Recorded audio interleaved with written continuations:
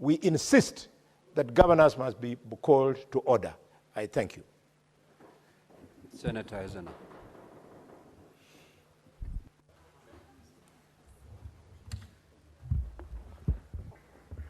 Thank you, Mr. Speaker, and I rise to contribute to the statement by Senator Shakila on the lapset issue in Lamu County.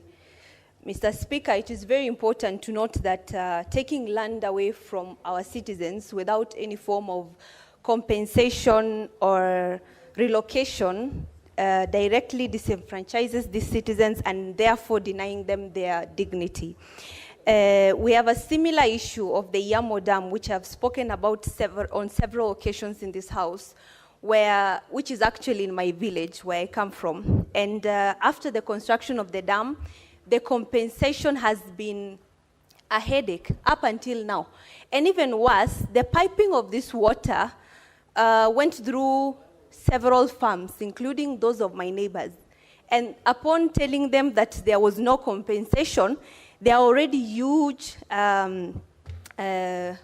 piping holes that were done in these farms that would cause soil degradation, that affected the environment of those farms, and most of them were farming areas.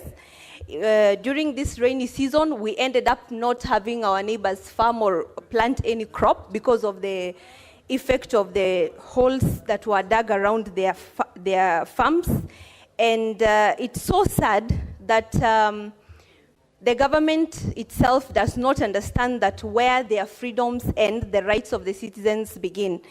And Mr. Speaker, our mandate as legislators is to protect and represent the citizens that elected us to these houses. I think, in my opinion, because when it comes to rural electrification, the lapse, the construction of roads, dams, and other social amenities, we have the Committee of Land sitting in Nairobi in a committee room discussing these issues. We have a lot of issues that are revolving around land of the citizens being taken away in the guise that whatever is happening in that land is going to benefit the citizens. We know that, but we also know that when you take away land belonging to somebody, that is directly lowering somebody's dignity and making them squatters, because we are living at a time where there is barely any idle piece of land. And so I would urge that the Committee of Lands should be on their toes, moving from county to county, addressing these issues, including the Olchorai matter, which I've been talking about in this house. And we had a committee sitting on the same issue today. We need this committee to go down there to the grassroots and get the views of the citizens and know where the shoe is pinching so that they can come back and tell people that indeed this is how this matter should be approached. Thank you, Mr. Speaker. Senator Seki. Especially county assemblies, exactly at this time, Honorable Speaker, where we have county assemblies approving budgets of county executive and the entire county. This is a big threat to the county governments. And this statement has come at the right time where we want to seek the indulgence of the Committee of Devolution to look at these issues critically, because maybe there could be some issues of legislative gaps, and these are the things that bringing up the county governments and the county assemblies to bring all these rankles between themselves. And I really wonder, Honorable Speaker, because we had the same problem yesterday, where we had a motion on the issue of Nyamira County, on the same issues that are coming up in our county assemblies.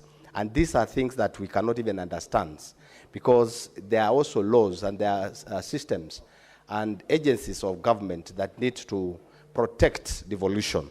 Honorable Speaker, this statement has come at the right time when we have also issues in our county assemblies and even in the Senate itself, where we have issues that is threatening devolution, Honorable Speaker.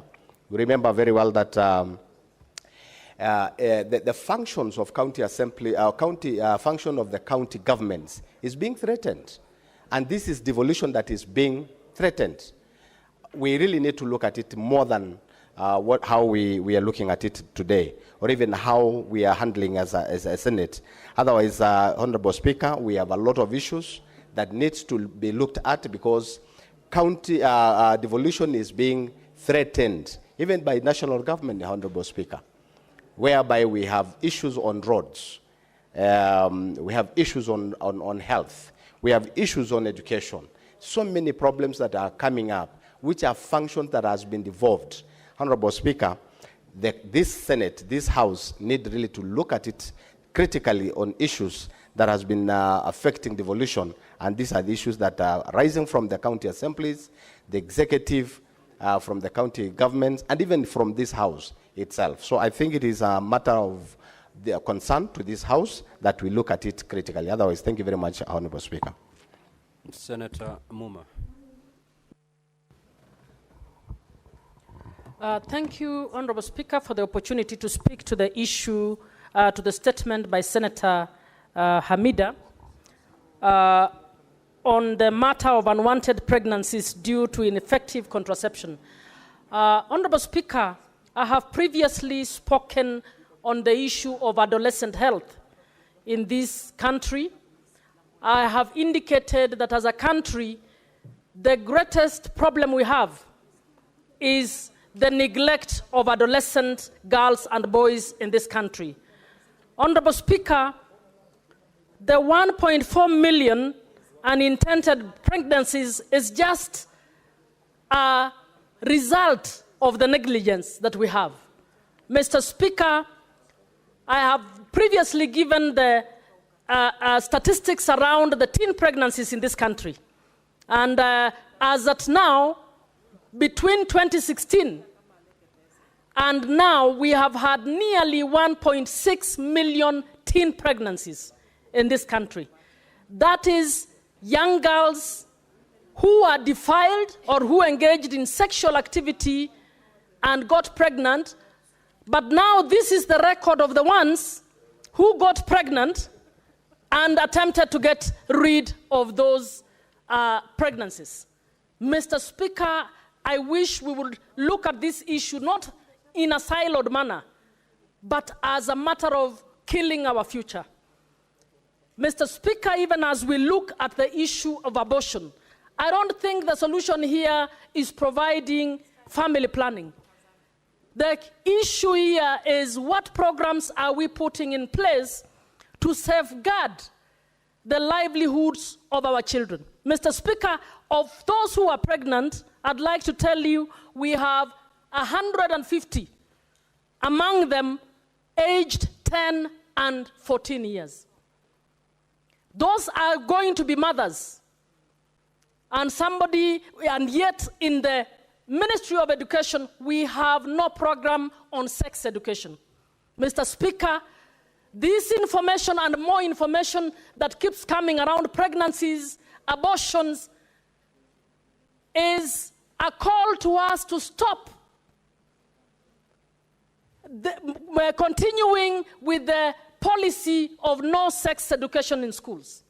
Mr. Speaker, we need to have sex education in schools. We need our girls and boys to be told the consequences of casual sex. We need our girls and boys to be told we have offenses like defilement, that somebody having sex under the age of 18 is actually criminal in this country. Mr. Speaker, I have taken an interest in the justice sector to find out whether we have 1 million prosecutions of the girls who have been defiled, because those are the pregnancies that we have. Mr. Speaker, we don't even have 100. What does that show? That even our own law about protecting children, we are not interested in implementing. So for this girl who is 14 and is pregnant, she has just been told, give birth and go back to school, or go back to school with your child. Mr. Speaker, this is the biggest problem that we have. If you look at the HIV statistics, the highest transmission rates now are among 14 and 19-year-olds, the same cohort. But we are moving on. We think the biggest problem here is anything else. In my view, the biggest problem in Kenya is the neglect of the adolescent girls and boys.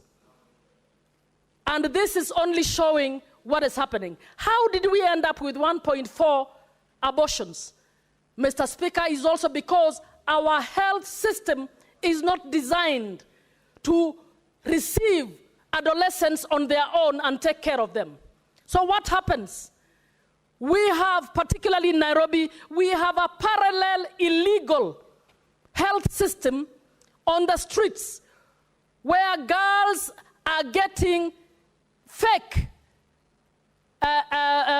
family planning, fake P2 pills, and many of them are actually going to be hurt, and they are going to have infertility problems. Who is peddling this? We have enough fake doctors within our systems purporting to manage adolescents because our health systems are not friendly to adolescent services. Because we have not agreed that within our schools we could have counselors and people who can speak to children about sex education. Because we think within our churches, if we speak to our girls, we are trying to train them the wrong thing. No, what we are doing, we are killing our future. And it's not just the girls. Mr. Speaker, the boys don't get pregnant, but many of them are also being defiled. They are not speaking because our culture has tabooed discussing matter sex. Because it has tabooed, go and find out, and I would like us to just do it even for fun. Go and find out from your nephews, and you'll find out what is happening out there is bad. Mr. Speaker, the biggest crisis as far as I'm concerned is that Kenya has dropped the ball when it comes to the care of its adolescents. And these results will keep coming here one by one. We talk about how many pregnancies. We talk about how many have not gone back to school. We'll talk about how many have procured abortions.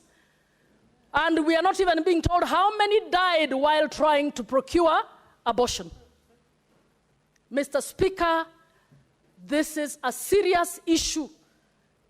And I'm hoping that this Senate, which I'm calling a courageous Senate, can one of these days have the courage to be able to face religious leaders, top government officials, to tell them adolescents are the future of this nation, and we must put in place the policies that take care of them. GBV is all over.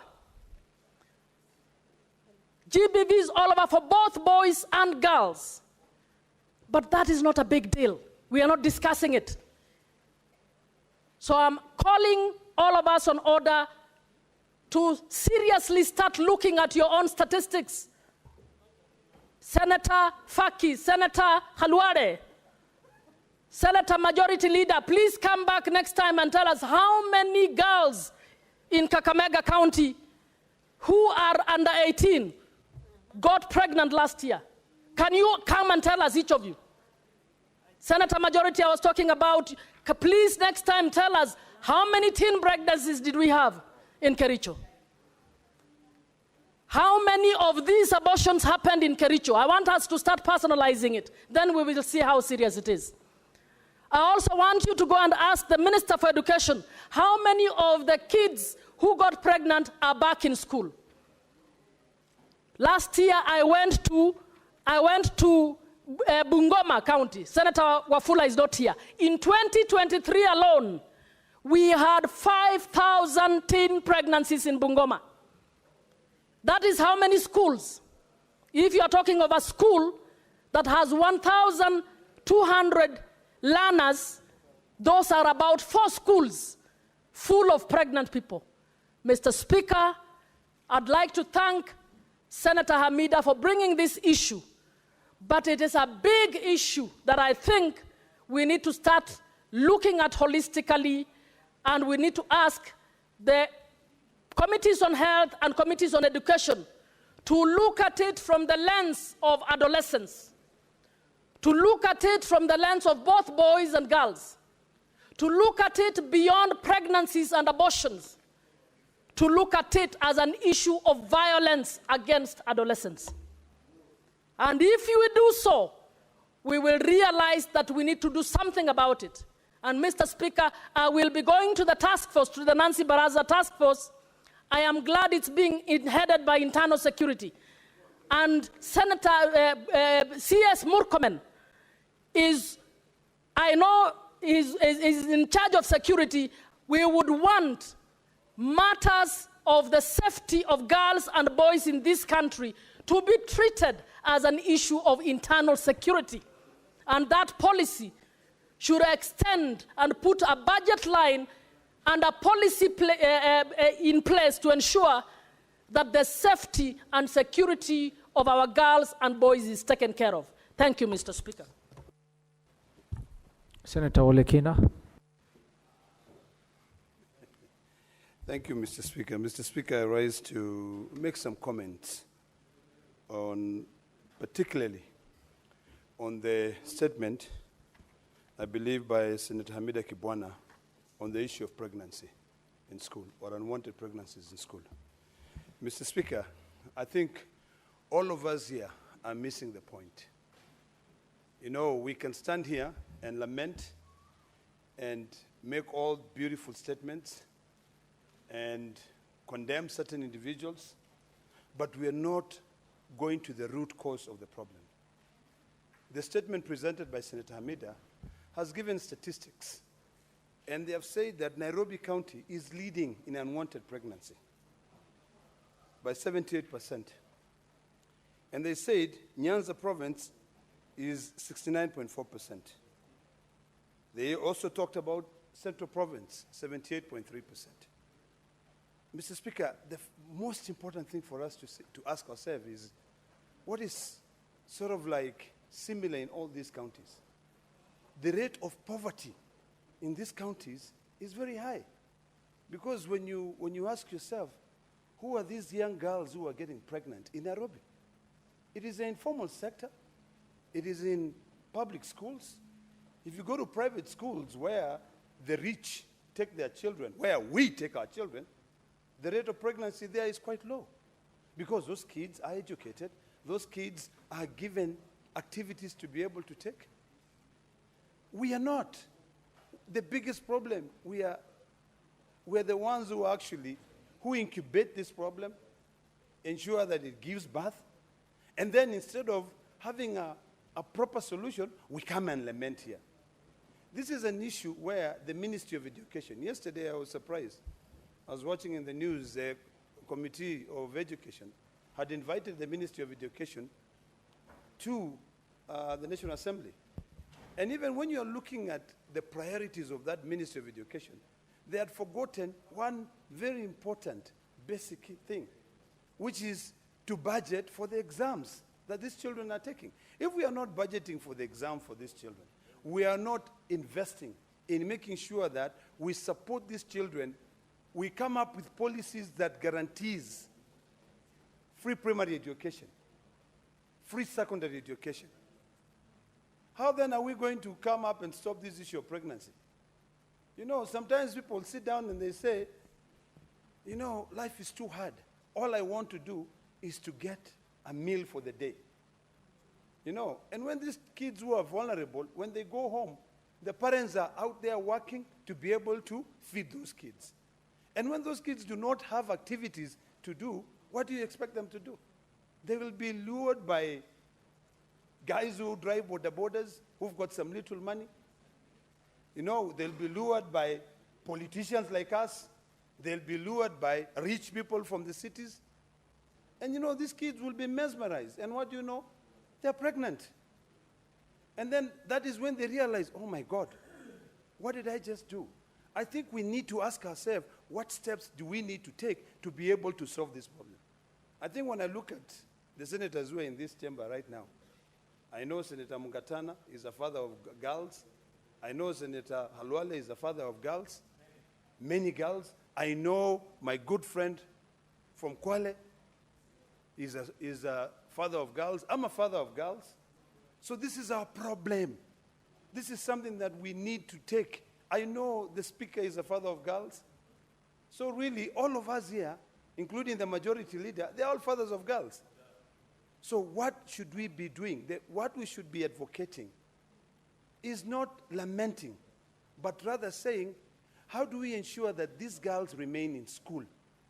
You know, I always hear when we politicians make statements and say no child should be left behind, you know. But are we really investing money? Are we putting money in those schools? Are we creating jobs for those kids to be able to have those jobs? You know, this is a time when all of us should be asking ourselves, even in our own environment, are we creating internships, opportunities? In America, where I grew up, you will see a high school kid, when they're in recess, or when they're on their school holidays, that kid is doing a job, you know, working at KFC to raise money. I raised money. I was doing 2-3 jobs to be able to go to school. But here, no, it's a problem. We are not creating jobs here. We are busy fighting between the Senate and the National Assembly on who is superior. Yet, our children, yet independent institutions come and carry out surveys. This one, I think, was done, incidents of induced abortion and related complications. Now, let's talk about the issue of abortion. When we talk about abortion in this country, one of the biggest issues that has been raised here as a concern is the issue of Plan B, where a child has unprotected sex, and then they are educated that you can get Plan B. You can get a pill the next day, and that is it, and you move on. Who should be the first person to educate these children on the dangers of these induced abortions? Is it the Poison and Pharmacy Board? Is it us? Is it the parents? That is a conversation we need to be able to have. Nowadays, because of all of us trying to line our pockets, to drive big cars and just enjoy our life, we miss out on our traditional cultural ceremonies. Before, the Luyas would be meeting and sitting down. They'll be having ceremonies. The Kalenjins, the Maasais will have the same ceremonies. And we'll talk about the importance, you know, of respecting young girls. In our Maasai culture, I'll tell you this. Before a boy is circumcised, that night you are asked whether you've slept with any woman. If you happen to have slept with a woman, nobody will hold your back. You are called Orgidegenyi. You know, when we stopped all that, we stopped really focusing on that. People argue there is an issue of health concerns. Health concern my foot. You know, all we need to do is to ask ourselves, can we now go back to our traditional cultures? Can we go back on the most important tenets? What holds this community? Otherwise, Senator Muma will be coming here and lamenting and telling us, give us statistics. You know, give us statistics for Narok. Give us statistics. But are we going to eat statistics? No. I really feel the pain that my good Senator Muma has, the way she's feeling so passionate about this issue. But are we solving the problem? The problem is one. All of us must now put our foot down and demand that these kids, we must have free education in this country. We must support our public schools. You know, yesterday I was hearing that we have so many teachers who are interns, and they cannot be absorbed because there's no money. What do we need to do? I think, Majority Leader, it's about time that we start realigning our own existing resources. We start looking at ways that we can absorb these children, creating cultural things. In fact, the only thing that politicians do now is to be able to sponsor soccer tournaments. You know, you'll sponsor soccer tournaments, and you know what? You are eyeing 2027 because you want to bring people together, play soccer, give them T-shirts, give them balls, and then tomorrow you'll remember, oh, I'm the one who sponsored a soccer tournament in the whole of Narok County. Instead of us investing in mentoring activities, the women, the professional women's here, what we should be hearing is that we have a problem. And to solve this problem, we must go to the root cause of this problem. These kids are idle. You know, these kids are poor. Their families don't even have food. They are lured. So we agree and say, what do we do? What activities do we give these children when they're on school holidays? But if we stand here and we say, Senator Ledama brings statistics of the children, girls in Narok who are pregnant, what are those statistics going to help you with? Nothing.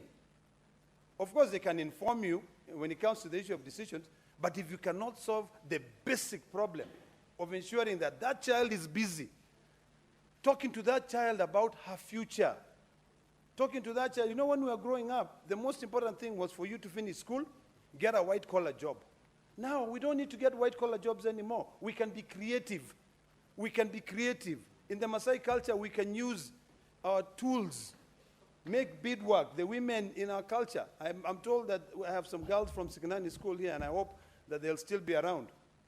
We just invested about 120 million by the national government to build a bidding center. I hope this bidding center can take these girls there, mentor them, so that even if they don't get jobs, they can be able, in future, they can be able to make money for themselves. So, Mr. Speaker, I support this statement, but apart from just giving statistics, I think it now behooves all of us to start thinking and saying, what are we going to do to ensure that we promote free primary and secondary education, and we introduce mentoring programs to help children understand their sex health. Thank you, Mr. Speaker.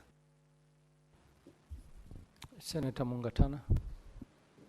Bwana Spika, ningependa kusema machache kuhusu mimba za mapema za watoto wetu. Bwana Spika, kule kwetu tunatoka Tana River, shida hii bado ipo. Na hii inaongezwa nguvu na tabia ya kuoa mapema ambayo inafanyika. Ningependa kuchukua nafasi hii kwanza kushukuru koti zetu za upande ule wa Tana River. Manake koti nyingi zimekwisha wafunga watu, na ile akili ya kwamba mambo ya kushika watoto imeanza kuingia. Lakini kwa muda mrefu, Bwana Spika, mambo haya yalikuwa yanaendelea. Kwanza ningependa kuwashukuru sana wale ambao wote wanahusika katika kitengo cha machifu na assistant county commissioners, kwa sababu mbali na kufungwa kwa watu ambao wanahusika na kitendo hichi, tumepata a lot of watu wengi SCCs na machifu ambao wamefanya education kwa wananchi kila sehemu, na tunashukuru sana kwa sababu kazi hii inazidi kuendelea.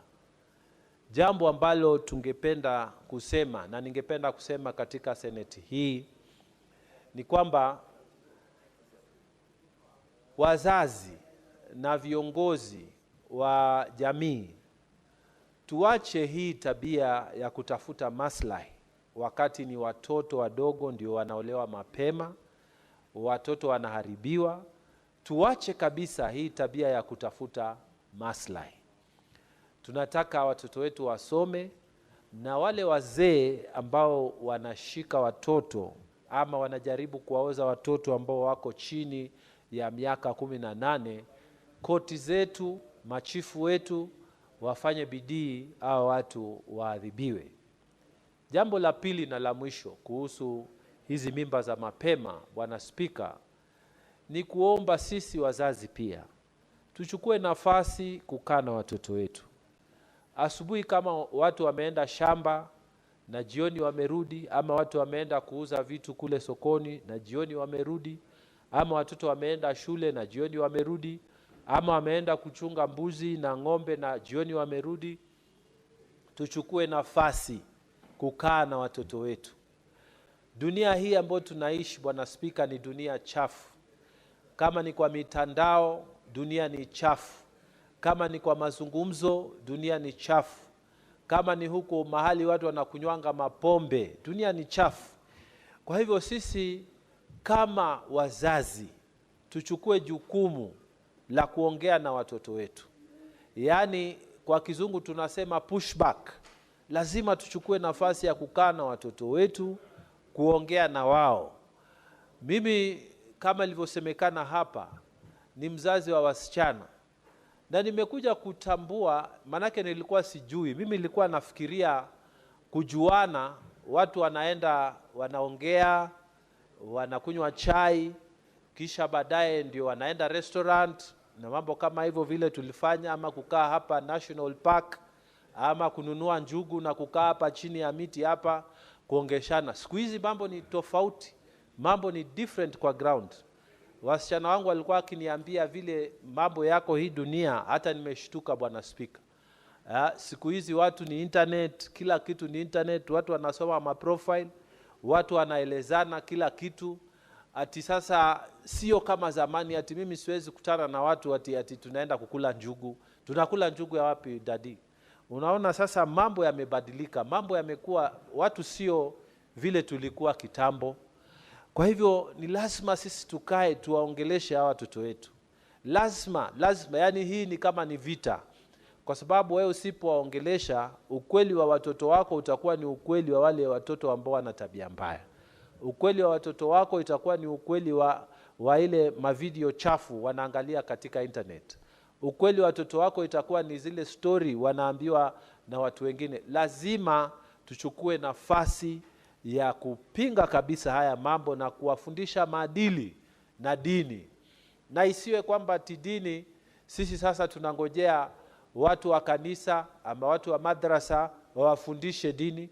Sisi wenyewe kule nyumbani lazima tukikaa na kuomba na watoto wetu, kuongea na wao na kuwafundisha, ili mambo haya ya mimba zisizotakikana yapungue. Kwa hivyo Bwana Speaker, kati ya mambo mengi ambayo lazima tufanye sisi kama Wakenya, lazima tuchukue majukumu yetu kama wazazi ili kupigana na hizi mimba za mapema. Asante sana Bwana Speaker. Senator Julius Murgo. Asante kwa kunipa nafasi hii, Bwana Speaker.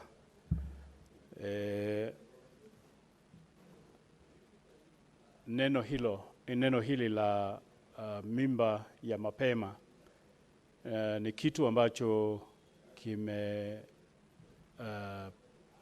shika mwendo sana siku hizi.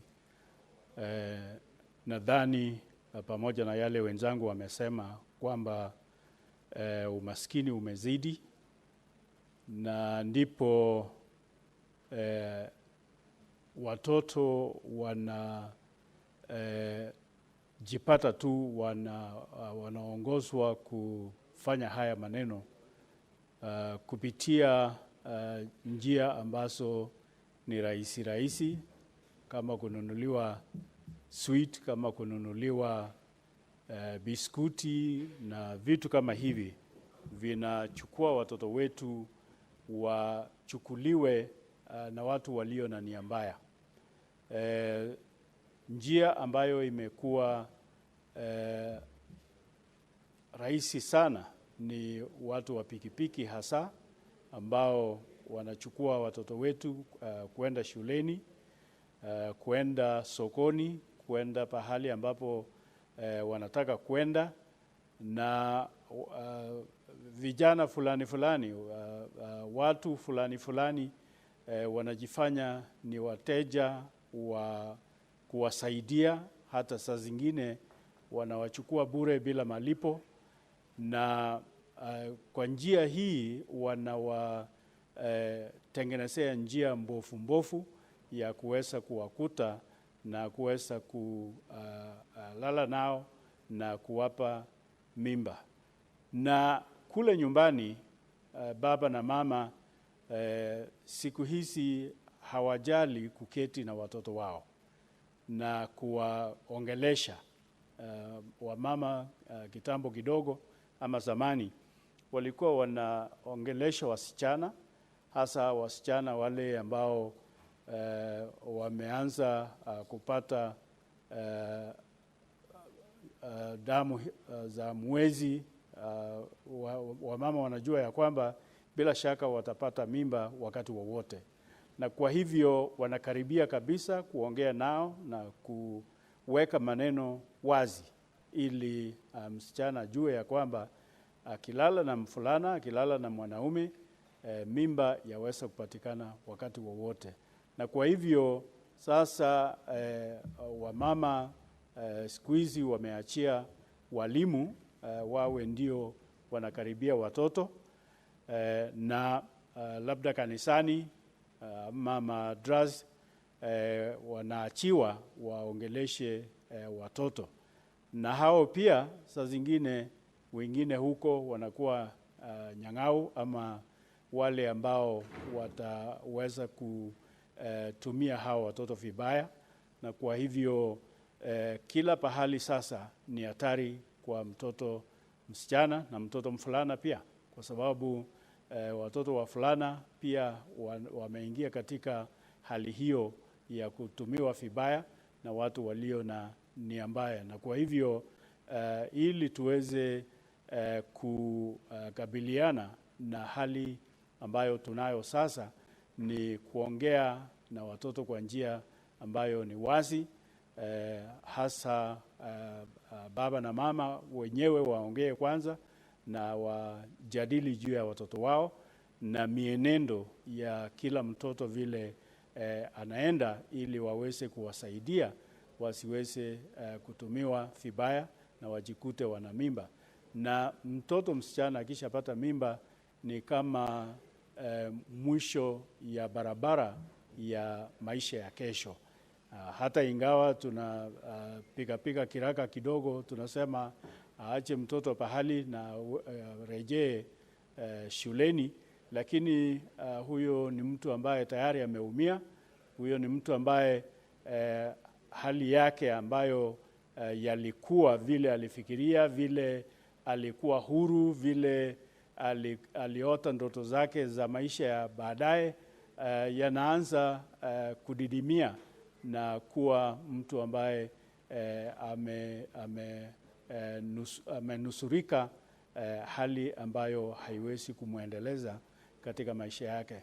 Pia wazazi au hasa wazee kuingia sana katika mvinyo na waweka katika hali ya kutojali.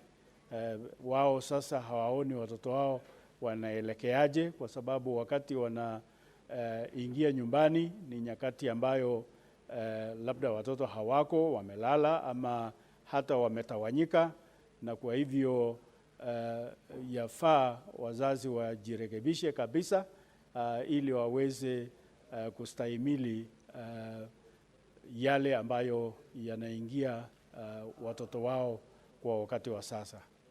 Asante. Honorable Senators, the time for statements and contributions to statements has now lapsed. We will have to proceed to the next order. And at this juncture, we'll rearrange the order paper so that we defer order number 9 to number 14 and proceed to order number 15. Clerk, next order.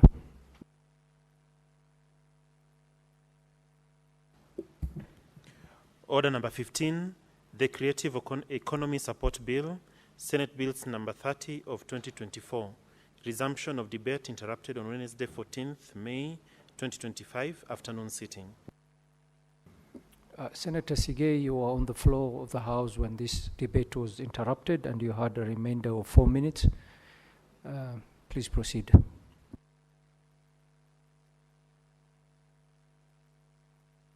The mic. Thank you, Mr. Speaker. I will start from where I left yesterday, and I wish the sponsor of this bill, Senator Eddie Okech, who was in the House, because this is a proposal that I would like to make as regards the provision.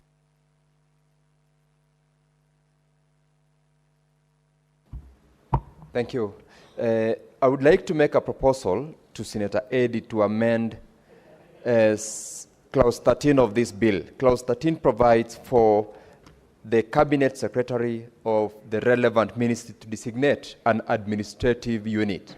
I'd like to propose that this be devolved to the county government so that the relevant CEC member in the county government be permitted by law to designate relevant administrative unit within the respective department in the county government to serve as a secretary.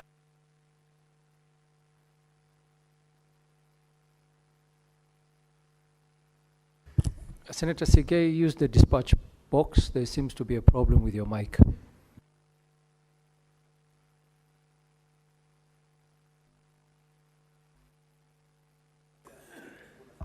Thank you, Mr. Speaker. The Creative Economic Support Bill 2024, I had my contributions yesterday, and I would like to proceed from where I left. This is a proposal to the amendment to Clause 13 that provides for designation by the Cabinet Secretary of an administrative unit within the relevant or respective ministry to serve as a secretariat. To make sure that this bill performs the objectives as listed, the county government relevant CEC should also be given an opportunity in law to designate within the relevant department and a unit which will be required to run as a secretariat to the board. And I propose that even as Senator Okech runs through the proposals that were made previously by other members, this will be one of those which I feel is important and relevant in order to ensure that the management, administration, and also the aspect of registration and maintenance of the creative economy players in the sector are done not only at the national level, but at the county governments as well. Under Clause 16, Clause 16 provides that a person who wishes to be a member of the guild, in this case we propose that it be amended to read council, shall submit an application in the prescribed form to the board. I further propose that this clause be amended in order to make sure that it is not only the individual who can who can apply to be registered, because we are aware that creative groups have got aspects where one individual cannot perform. We have got the acrobats who normally roll out their expertise along our streets.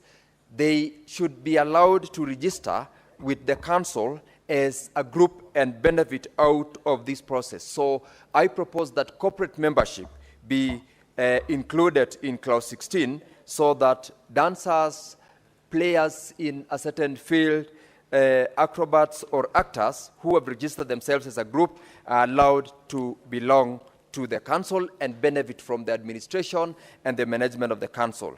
Lastly, because of time, I wish also to propose that under Clause 626, the incentives to the members who have been registered under the council should trickle down to the county governments. And I propose that a clause be introduced that will permit the county governments to be involved in the day-to-day management and administration of relevant creative economic sectors. This is the only way where we will ensure that besides giving the responsibility to the county governments to set up in departments and facilitate by giving a budget, they also have a secretariat that will run. Because as it is right now, this bill do not provide for what role and how are county governments going to be involved in this particular implementation of the proposals of the bill. This way, we will be ensuring that whatever is done at the national government, if it is devolved, there is a unit within the county government that is involved in managing. And Mr. Speaker, I wish as I conclude to once again congratulate Senator Eddy for coming up with this very timely bill and urge members to support in order to make sure that we also look at how we can monetize, how we can create the so much job opportunities that we desire and make sure that we formalize this sector so that people do not see it as a part-time or as another sector which we can get employment, but one of the main source of employment to our youth, the current and the future. Mr. Speaker, I thank you and I support.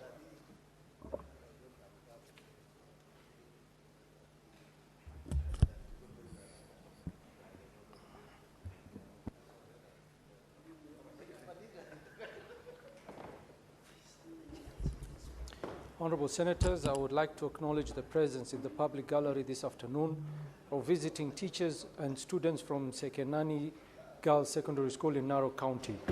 The delegation comprises 7 teachers and 140 students who are in the Senate for a one-day academic exposure. Honorable Senators, in our usual tradition of receiving and welcoming visitors to Parliament, I extend a warm welcome to them, and on behalf of the Senate and on my own behalf, wish them a fruitful visit. I thank you. Senator Olekina, you may take time to welcome the students. Thank you, Mr. Speaker. Let me take this opportunity to welcome the students and their teachers from Sekenani Girls to the Senate of the Republic of Kenya. I know earlier we had students from Molderkesi, and we also had students from Chorro, but at least the few of you who have come in late are the ones that have gotten an opportunity for me to welcome you to the Senate. This is the Senate of the Republic of Kenya. We are here today. Tomorrow it will be you who will be sitting here. It will be you who will be making decisions for the other generation. So I really want to welcome you, and I want you to take your time to be able to understand how we argue. In the Senate of Kenya, we have 2 sides of the aisle, you know, but today, it seems that on my side of the aisle, it is only 2 of us. Normally, we are full house. On the other side, we seem to have a few more senators. So it is imperative for you to understand the kind of work that we do. We established under Article 96 of the Constitution, and our job is to defend the interests of counties. I'm very happy to see you here today, and I want to promise you that I will be coming to your school to be able to come and talk to you about leadership. Most important thing is that earlier on we were talking about teenage pregnancy. I want to encourage you as young girls, as my daughters, to be able to look forward to coming to this house to be able to serve our people. So for now, I want to tell you, boys might be sweet, but they are not as sweet as your future. Because if you waste your time now dancing around with boys, you will not be able to have a bright future. Most of us are here because we sacrifice. I want to urge you to sacrifice.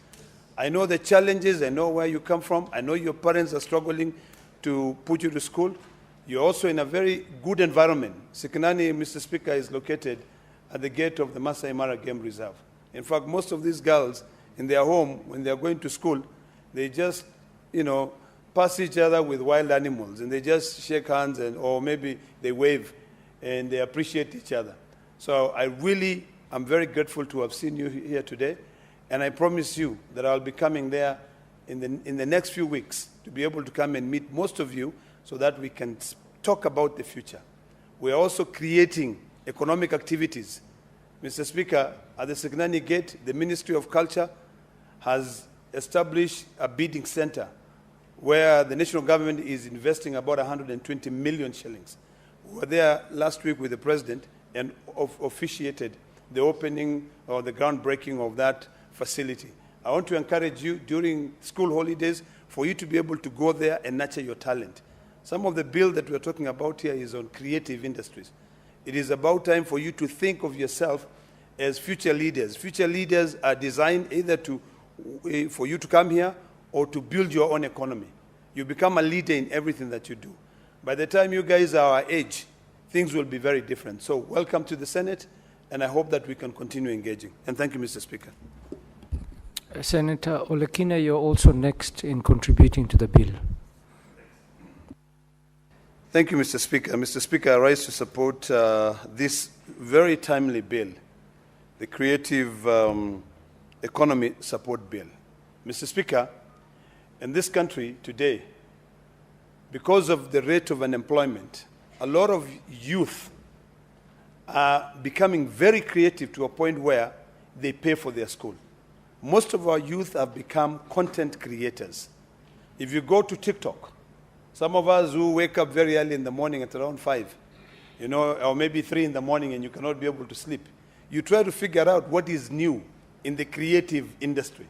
But the biggest problem that I see in this industry is that, one, I believe that we have actually overregulated it.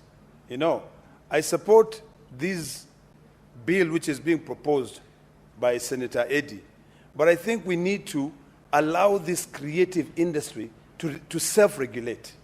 When we allow them to self-regulate, they can actually be able to make sense of what they're able to do. Mr. Speaker, I have traveled around the world.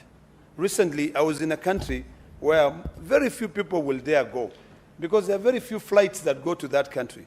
You know, in fact, from Dubai, there are only 2 aircraft that flies to that country. But what was so interesting about that country, and this is Belarus, is that it's a country that lives on its own.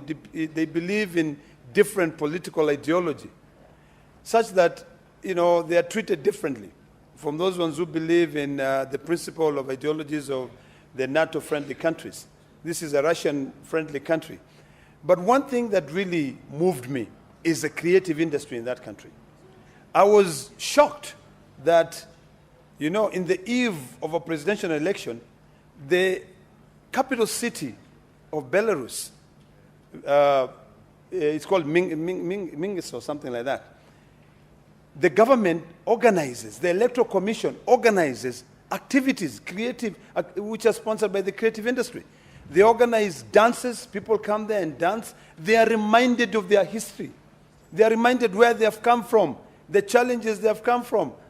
You know, most of that country economy was decimated during the Second World War. You know, everything was brought down. There was nothing in that country. So they had to rebuild everything. So when you invest in the creative sector, you encourage people to be able to, you know, not to be idle, to be able to come up with activities. Yesterday, Mr. Speaker, I got a text message from a young girl, a Maasai young girl. She calls herself DJ Queen. And she said, please, Senator, allow me, or can you please help me to be able to perform at the upcoming Madaraka Day celebration? And I know it's going to be held in Homa Bay, so I'm going to be reaching out to the presidential units to be able to ask whether they can allow this young girl to showcase her talent. She makes her living by singing. I know so many young girls who are looking for jobs, they cannot be able to get jobs. But these young girls, when they look for jobs, if they cannot be able to get jobs, they get into the creative sector. I have a young girl called Fabi Lekanaya. She also does the same thing. She goes out there and creates. What is the best way for us to be able to support these young girls? For them to be able to have money? Some of these kids come from very poor economies. Is it over-regulating? Is it by setting up an advisory board or setting up a corporate to be able to manage them? My view is that that would be the wrong way to go. And I'm going to be having a conversation with my good friend, Senator Eddie, that we should not over-regulate. We should not set up a board, most of them who are not even from the creative sector, to be able to govern the creative industry economy. We should allow this creative industry around all the 47 counties to self-regulate. We should allow county governments to play a critical role. You know, I long for the days when we used to have a national choir. You know, when we were growing up and we were in primary school, when President Moi will come and open, when it is Madaraka Day or Jamhuri Day, you know, there used to be like a national choir which will come to our schools. We'll all of us sing a song. We'll go to Madaraka Day. All of us will sing, will participate. I long for the time when county government will create their own, you know, will invest in their own creative industries. When you live abroad, Mr. Speaker, I lived in a small town called Concord in Massachusetts, and every Christmas holiday, you'll find all the fine artists coming to perform. The little town of Concord will sponsor, the businesses will sponsor these young people to be able to come there and do their performance. This is where we want to go. Towns have bands. You know, those bands, these people are paid to be able to be in that band. If we now over-regulate and we now say, let us set up a board that sits in Nairobi to regulate the creative industry, we are killing that creative industry. I think what we should do, because we're a country that is struggling to be able to create jobs and to look for jobs for these people, let's allow them to use the internet for free. Let us not tax the internet whatsoever. Let allow them to build their content. You know, they can use TikTok, they can use Facebook, they can use Twitter, Instagram. Let them do it. You know, I come from a school of thought that believes that we should never tax something which is free. The internet connects us. And every time I tell my staff is that your network is your net worth. So this creative industry should be looking at the networks that they have outside there. Which is the network that they have out there? They have people who will sit down here, go through Facebook, look at it. Let us find a way that these companies, which are companies that are formed in foreign countries, can be able to support children here, pay for their school fees. You know, I have about almost 2 million followers on Twitter, you know, and from time to time, I get a small, amount of money from X sending to me. You know, it's a small, but it's taxed. I wish it was not taxed, because then I could probably donate to someone else to be able to support them. So the most important thing that we need to think about this bill, and I want to have a sit down with Senator Eddy, so that during the committee of the whole, we can actually be able to try and see how do we develop a piece of legislation that will not make it difficult for people, for content creators to make money. It will make it easier for them to be able to benefit. I wish we could have one thing in this country which is free. You know, you cannot create jobs for everybody. Allow them to go make money. Let them use their knowledge and make money. Number two, Mr. Speaker, I don't fully support, although I partially support it. Let me correct myself, because Senator Eddy is one of the most intelligent young senators you'll find here. Establishment of this creative industry guild. Why should that guild be advising the cabinet secretary? What is the role of a cabinet secretary in my creativity? There's absolutely no role. This guild should be looking at where to engage the private sector, for the private sector to invest in these young creators, content creators, to invest in this sector, so that every advertisement which is done out there, if it is for me advertising the milk that I produce, I look for a young Maasai content creator, or I look for a young Giriama content creator, a young Somali content creator, to be able to advertise that milk. Why should, then the guild should be talking to the private sector, not the cabinet secretary. You know, this authority is created every time, and you're giving this cabinet secretary so much power. And when even you invite these cabinet secretaries to your committees, they come there unprepared, they look clueless. Like today, Mr. Speaker, I was actually perplexed. We had the cabinet secretary in charge of lands coming to the committee of lands to be able to respond to statements. There were like almost 20 statements which were requested, they were piling in our office. There were petitions. When she comes, not ready. We sit there and waste our time for no reason. Why are we giving them so much time? They will not even have time to sit down with this guild. So, Senator Eddy, do away with this role. We don't need the cabinet secretary to be involved in everybody's business. That's why I keep on saying we are over-regulating for no reason. Mr. Speaker, you know, this guild, when you say that number 7B, conduct labor market surveys and mapping exercise of person involved in the creative industry and put in place the most appropriate strategies that facilitate the development of the creative industry.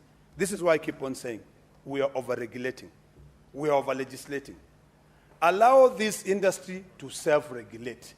If today, Mr. Speaker, you ask me to give you a list of all Maasai artists, secular and gospel artists, I will give it to you. Why? Because I have an interest in them.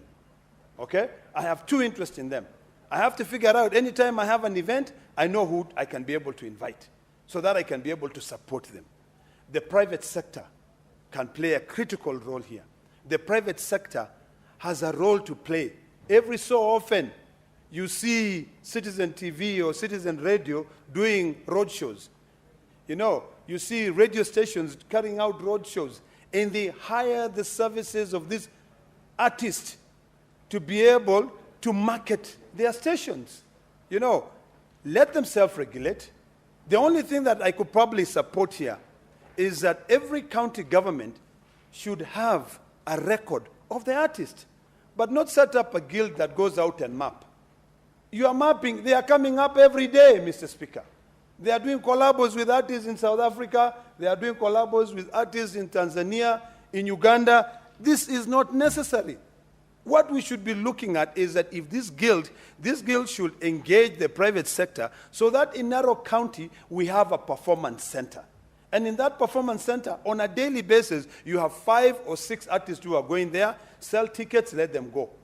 If you go to New York, Mr. Speaker, you know, I think New York, around the world, is a place where one street, you'll find so many artists. And of course, those artists who are there, they'll be performing. There are orchestras, there are all these things. The private sector is playing a key role. We forget the power of the private sector. Let us try to fight to have a small government and allow the private sector to build this economy. Mr. Speaker, what I like a little bit about the role of this guild is collaborate with relevant institutions to facilitate the protections of the intellectual property rights of creative artists through sensitization and awareness programs, and facilitate the registration of works produced by creative artists. If you ask me, does that make sense? Absolutely. Because of copyright issues. But Mr. Speaker, today you'll fight the Copyright Society of Kenya. And they will sit down and have coffee with CAK. And before you realize, everybody is asked to pay money. And when you follow through, you'll find that that copyright society, and it is legislated by this house, it is a bunch of few people who make all that money. If the guild can now come in and say, artist, you have a choice. You can have your own channel, play the music. When you play the music, find a way for people to pay you. You know, I like that. Number 2, I like the fact that we protect the intellectual property rights. I wish we were thinking like this when we the Maasais, for instance, talk about our rungus, our shukas, our beadwork, to be able to protect that. People come to Kenya, sometimes people come to Kenya, not because they come to see Kenya, but they come to see the Maasais. You know, if we can protect that, that will make sense. So this guild should not be advising the cabinet secretary. It should be finding a way that they have meetings with these artists, you know, and if there's any upcoming artist, send your name, send your content for them to be able to protect you. That one I fully support. You know, collaborate with intellectual property rights, that's E as well, which is a very good. Collaborate with relevant entities to ensure the transparent distribution of royalties collected. In fact, on this particular one of royalties collection, in the current age where there are so many online companies that are giving these content creators a platform to be able to showcase their talent, you know, we should not be having one individual who is collecting this money to be able to distribute to them. I think artists should sign contracts directly with radio stations. They should sign contracts directly with TV stations and find a way for give and take. You play my music, you know. When you play my music, I don't charge you, you know. Or I appear there, you give me an opportunity to be able to market my kind of music. So those are the things that we need to look into. Finally, Mr. Speaker, as I sit down, let me reiterate on the importance of this bill. But I think, and I'm going to repeat this again, I will be sitting down with Senator Eddy to do away with overregulation, to do away with this need to set up, you know, a body that now governs the creative industry. We don't. Let it self-regulate. Let people make money. Let people enjoy. And finally, and most importantly, you know, let us make sure it is tax-free because it is their creativity. Don't charge me. Don't overburden me with taxes for my creativity. Thank you, Mr. Speaker. Senator Catherine Muma. Thank you, Honorable Speaker, for the opportunity to contribute to this bill by Honorable Senator Eddy Oketch.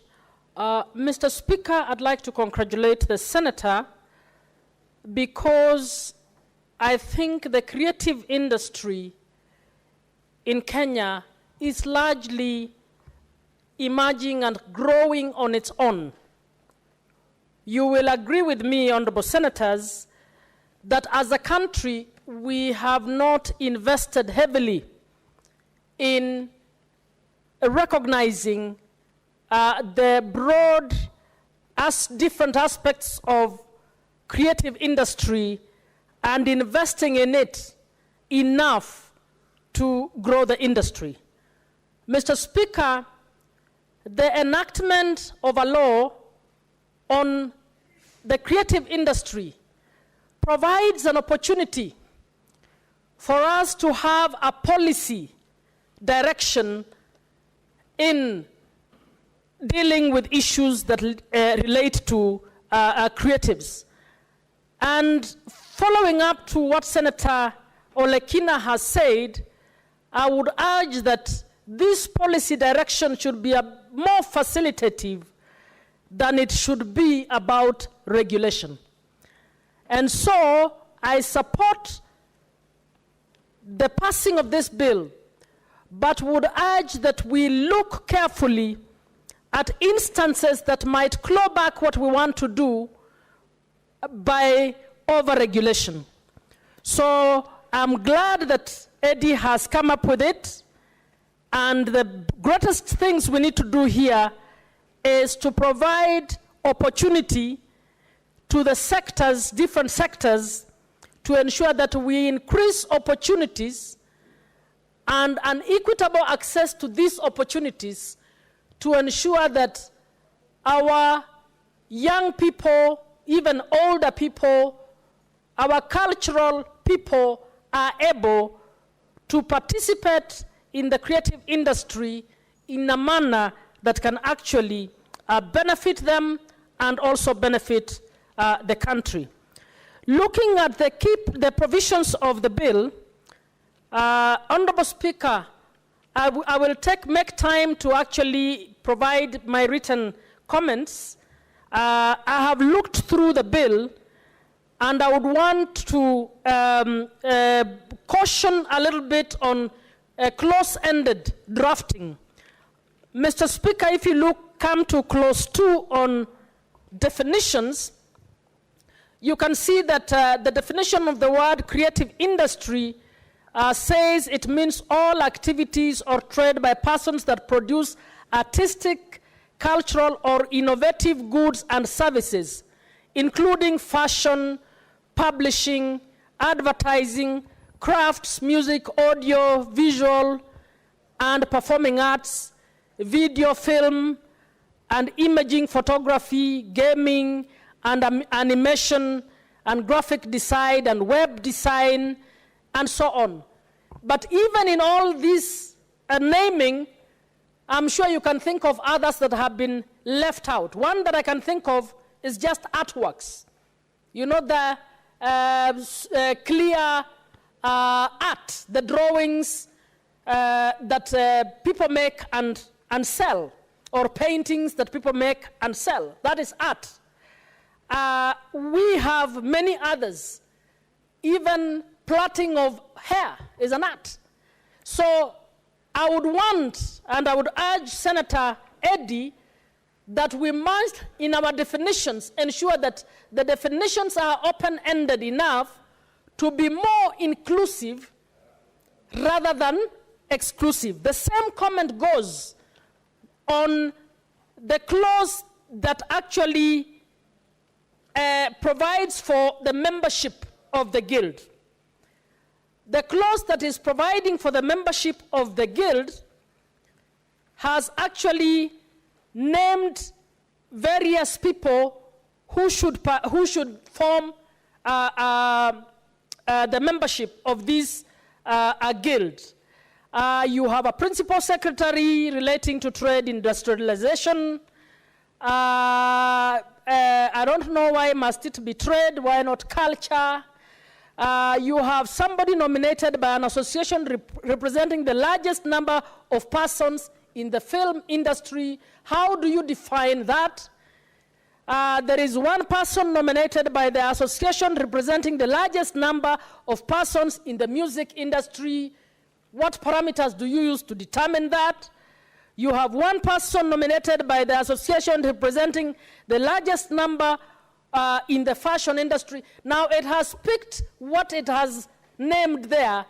I'm wondering whether that style, I'm glad that he's actually naming different bits, but I don't know whether that style is clear enough to deliver the people we want. Do we want those in film association and the film industry and their associations to elect one among them to represent? Or how do we determine what is largest? Largest means what?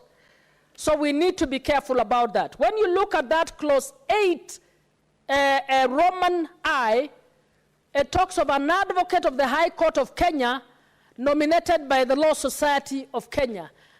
I don't know why open-ended like that.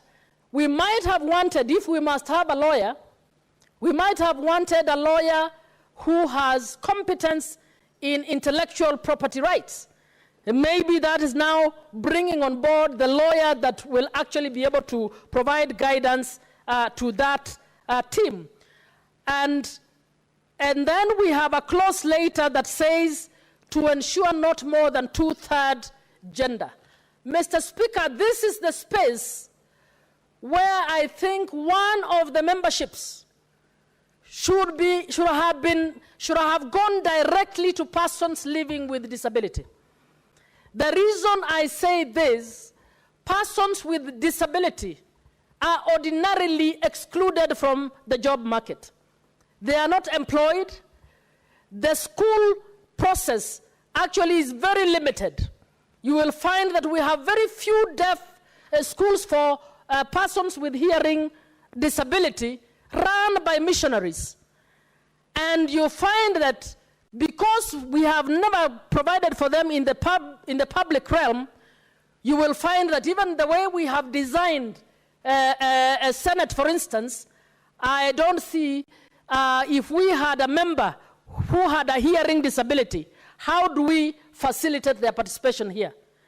If you go to a Ministry of Education, the Attorney General's office, is it designed so that when management meetings are there, they can provide for a person with hearing disability? Now, most of these people have had to actually look to their own inward resources to earn a living. So we have a number of people with disabilities who have ended up in the creative industry because largely they were excluded by society. I would have wanted to see a specific seat on this advisory board by persons with disability. In fact, maybe 2 seats that would represent 2 different types of disability, because persons with disability are in this industry or have had to fall back to this industry in order to be taken care of. Mr. Speaker, when discussing the mandate of the national government and each county at clause 3, the bill talks of creating an enabling environment through support, direct and indirect. It talks of formulating and implementing policies and strategies for development and promotion of sustainable, diverse creatives, which is a good one. And just a typo on that clause, that B, I would say national and county levels, add an S there of government, not level of government. When you come to clause C of that, clause 3C, it talks of promoting the development of entrepreneurship skills for persons in the creative industry economy through programs offered institutions of higher learning. If you say institutions of higher learning, you then limit it to only some cadre of the institutions. I would urge Senator Eddy to simply make it to be in education and other learning institutions, so that we can start thinking of introducing creatives even in early childhood learning. We can actually have spaces that will be able to have children participating in drama, in theater, singing and things like those. So we should not make it an issue just of higher learning, because this is about nurturing talent. When it comes to E, it says review existing international and domestic trade policies, practices that hinder. I'm sure that whoever is drafting this, you can see there are some wording missing there. You should say to eliminate practices that hinder the growth of the creative industry, and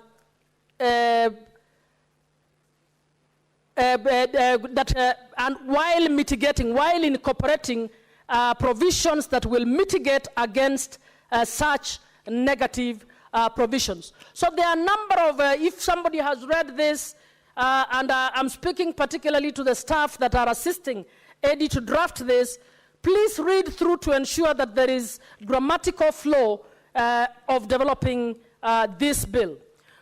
When it comes to clause 4, it says the Cabinet Secretary shall establish and maintain an online platform where persons in the creative industry may publish events. I'm wondering whether this is the, excuse me, Mr. Speaker, I'm wondering this is whether, in our experience, a government ministry will be the best place to actually create and maintain a website that is marketing the creatives. I think what we want is government to provide just enough environment, and since the ICT ministries are supposed to be putting up ICT hubs in every constituency, hopefully they can move on to every ward. That space should just have enabled internet access and protected, safe internet access to ensure that the young creatives can actually market themselves as they are able to provide. When you come to clause 5 talks about the Cabinet Secretary responsible for matters relating to education shall ensure that the curriculum developed under Section 4D of the Kenya Institute of Curriculum Development includes subjects relating to the creative industry. I'm suggesting that another clause be added so that it's not just the school curriculum that has it, but also the teacher training curriculum also needs to have. You can't put this in the school curriculum and yet you have not provided it in the teacher training curriculum. Honorable Speaker, this is important because we take some things for granted. We just this afternoon spoke about this motion on adolescents' health, and you heard my passionate plea to us to give attention to this.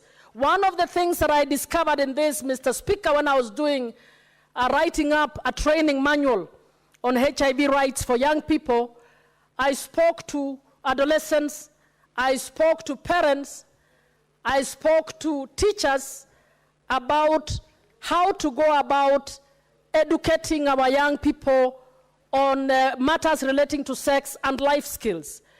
The teachers told me that parents and everybody expects that in the schools we will teach these children what they need to know. But the teacher training curriculum has never provided anything on life skills for children. We are taught the subjects that we have. And then there is something called guiding and counseling. But that guiding and counseling does not provide adequate information for us to say we can provide sex education. So in the same manner, I am suggesting that the teacher training curriculum, if we intend to grow and support the creatives industry within learning institutions, we should begin by giving the teachers who will be teaching these learners the skills to be able to do this adequately. Mr. Speaker, I can see the yellow light, and I still have many, many more, and I will be writing down my comments and providing to Eddie. I would want to suggest that the language of formulate, the guild shall formulate and implement strategies, is not a very good language, drafting language. They should just develop key policies that should guide development, implementation. A strategy is a down the line implementation tool. So we should not put a strategy within the bill. I'm suggesting we Senator Muma, just a moment. What's your point of order, Senator Metho? Thank you very much, Mr. Speaker, sir. I want to draw your attention to Standing Order 116. I would not have wanted to interrupt Senator Catherine Muma, but she keeps referring to some person as Eddie. And I can see our standing orders provide that a senator shall refer to another senator by the name senator, the name of the senator. I think it will be proper that she refers to the owner of the bill as Senator Eddie, rather than just refer to him as Eddie. I know he's a fairly young man and probably qualifies to be a son, but since he's a senator, I think it is fair that we just refer to him as Senator Eddie. Thank you, Honorable Speaker. That is very well noted. I wish to tell you that I have the highest regard for you young people here. And when I say Eddie, it's just a show that it's a colleague. But I have no offense meant in that. So it is Senator Eddie that I'm referring to. Now I'll give the last one, and then the rest I think I'll give. I'm proposing we delete clause 7E. Clause 7E, and there'll be a few others, suggests that the Guild will collaborate with intellectual property rights enforcement agencies to ensure the enforcement of intellectual property rights of creative artists. What is this saying?